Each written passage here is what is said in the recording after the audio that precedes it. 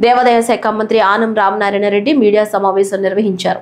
ఈ సందర్భంగా మాట్లాడుతూ ఆలయాలపై వైసీపీ రాజకీయ క్రీడ నడుపుతోందని, హిందువులను అవమానించేలా వైసీపీ ప్రవర్తిస్తోందన్నారు.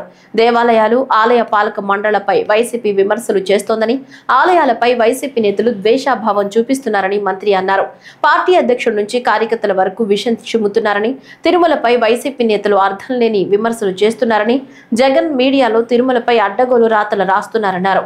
ఆలయాల విషయంలో ప్రభుత్వం ప్రత్యేక శ్రద్ధ తీసుకుంటోందని మంత్రి ఆనం రామనారాయణ రెడ్డి అన్నారు. ఆధ్యాత్మికతని పెంపొందించేటువంటి, హిందుత్వాన్ని ప్రచారం చేసేటువంటి, సనాతన ధర్మాలు ఆచారాలకు కట్టుబడినటువంటి విధానాలు గత ప్రభుత్వంలో లేవు.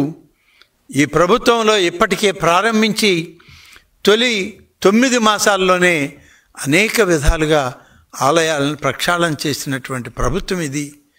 నాయకుడిగా ముఖ్యమంత్రి చంద్రబాబు నాయుడు గారిని ఇవాళ ప్రతి ఒక్కరూ కూడా గుర్తు చేసుకునేటువంటి పరిస్థితి.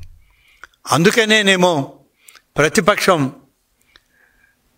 దేవాదాయ శాఖ పట్ల, ఈ యొక్క ఆచార వ్యవహారాల పట్ల, నిత్యం జరిగేటువంటి ధూపదీప నైవేద్యాల పట్ల,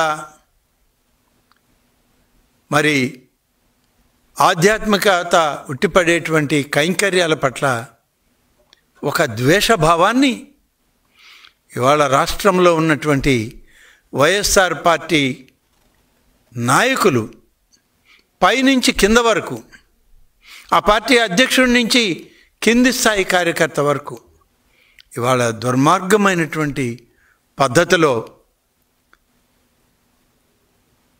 ఈ వ్యవస్థని నిరంతరం విమర్శల పాలు చేయడానికి ఒక ప్రయత్నం జరుగుతూ ఉంది.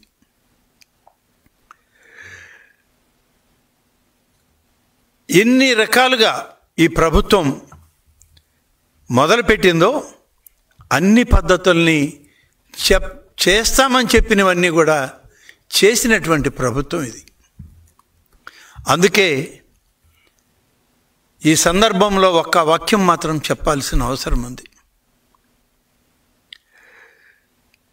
వైఎస్ఆర్ కాంగ్రెస్ పార్టీ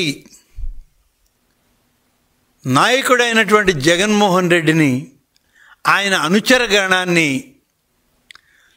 దేవుడు క్షమించడు. కలియుగ దైవమైనటువంటి శ్రీ వెంకటేశ్వర స్వామి సన్నిధిలో నువ్వు వైకుంఠం పైనే విషం జిమ్మేటువంటి పరిస్థితులు, జరగనివి జరిగినట్లుగా